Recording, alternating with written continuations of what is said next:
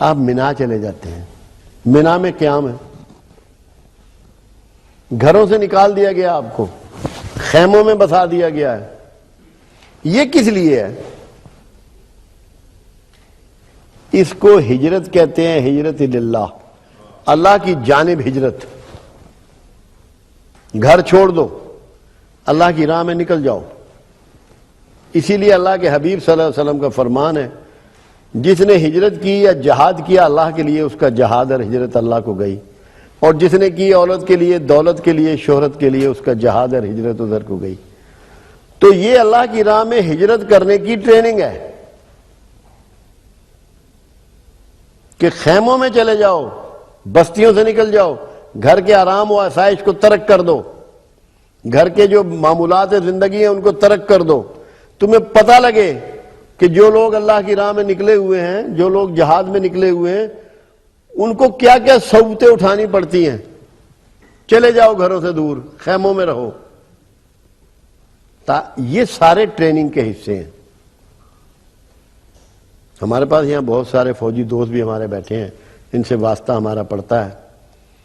تو ان کو جنگلوں میں لے جاتے ہیں، جو ان کی سکیمیں ہوتی ہیں، سردیوں کی الگ، گرمیوں کی الگ، پانیوں کے موسم کی الگ، تاکہ ان کو تربیت حاصل ہو ہر طرح کے حالات سے لڑنے کی.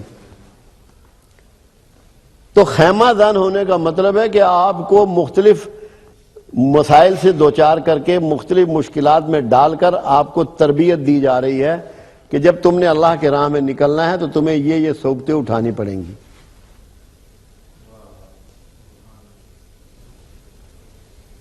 یہ بنیادی طور پہ ٹریننگ کا ایک کورس ہے، ٹریننگ کا ایک حصہ ہے. اور آپ مینا میں رہنے کے بعد کہاں جاتے ہیں؟ عرفات. عرفات کیا چیز ہے؟ عرفات ایسا مقام ہے، روز قیامت جیسے اللہ کا عرش ہوگا اور ساری کائنات کو، سارے مخلوق کو اللہ اکٹھا کرے گا.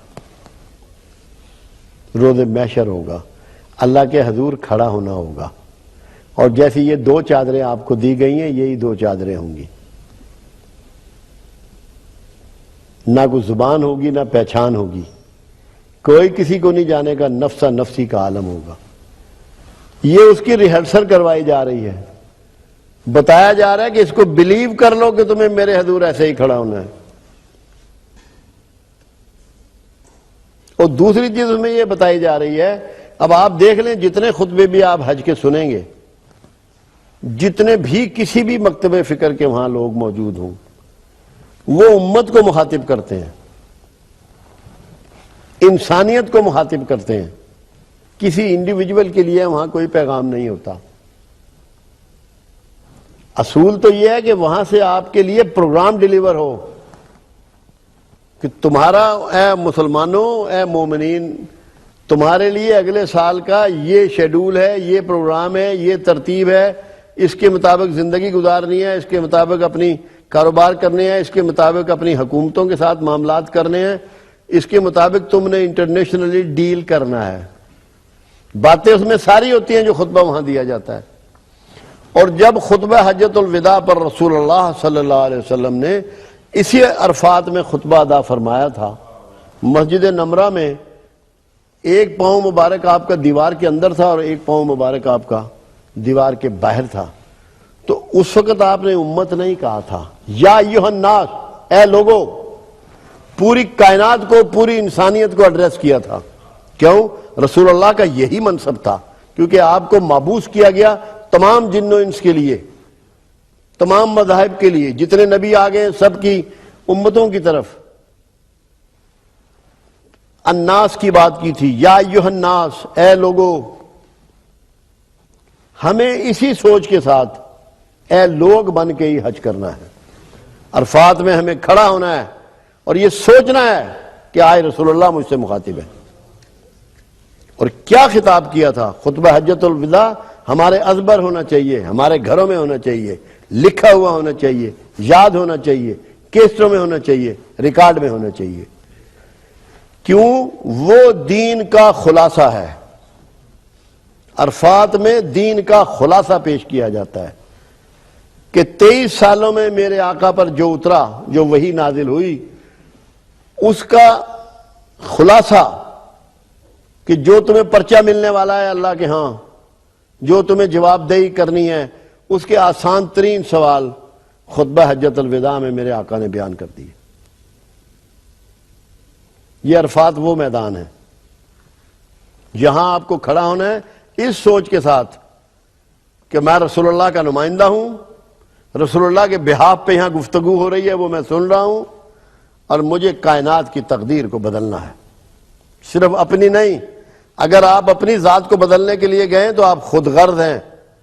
خود غرض کی عبادت، اتنی بڑی عبادت، اتنے بڑی اجتماعی عبادت اللہ قبول نہیں کرے گا۔ آپ کے ذہن میں اجتماعیت ہونی چاہیے، دنیا کے دکھ مٹانے ہیں، دنیا سے ظلم مٹانا ہے، دنیا سے برائیوں کو مٹانا ہے۔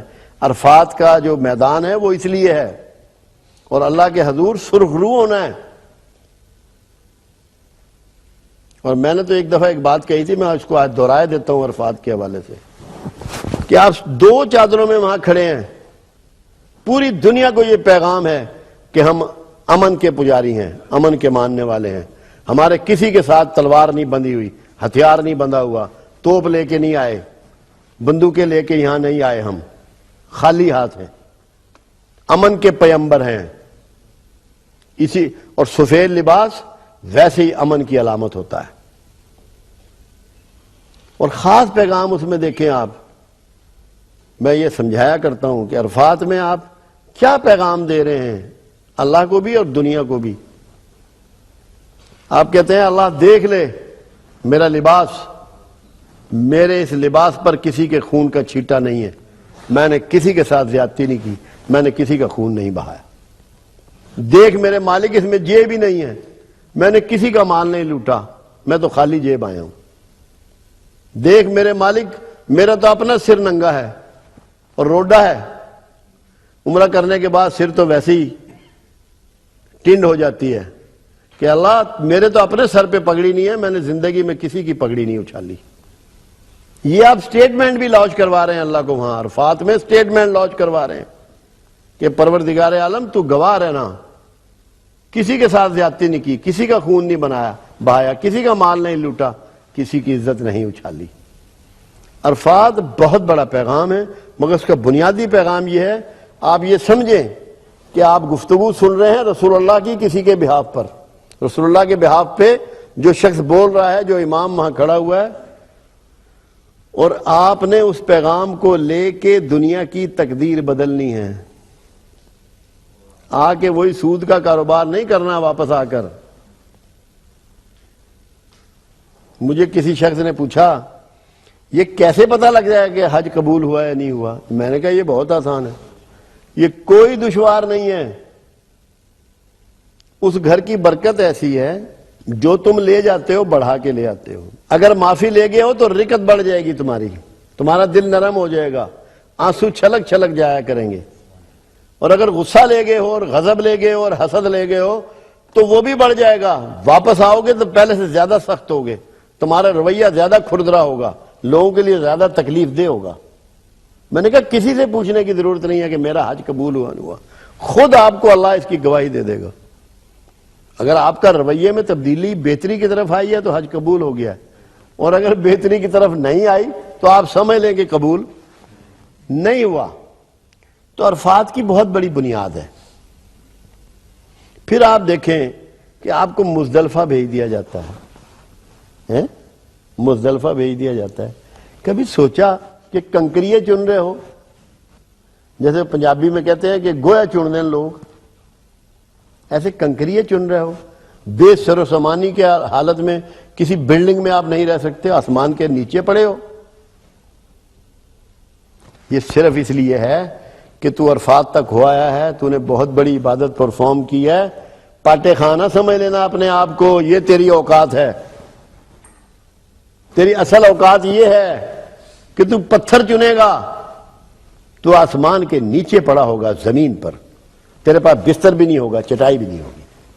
اوقات بتائی جا رہی ہے، کیونکہ عبادت کے بعد سب سے بڑا تکلیف دہ جو عمل ہوتا ہے وہ اس پر کبر ہوتا ہے، اور عبادت کا کبر کا نام شیطان ہے.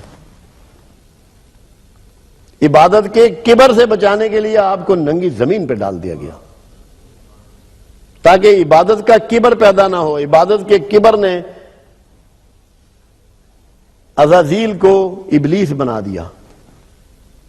اللہ نہیں چاہتا کہ آپ سے یہ حرکت سرزد ہو کہ آپ اس پرفارمنس پہ عمرہ کیا، مینا میں قیام کیا، عرفات میں دونوں نمازیں اکٹھی پڑھی اور خطبہ سنا. اوہ میں تو بڑا چیمپئن ہو گیا، میں تو بڑا نیک ہو گیا، میں تو بڑا برگزیدہ ہو گیا. اللہ نے کہا مٹی میں ربڑ، یہاں پڑ مٹی میں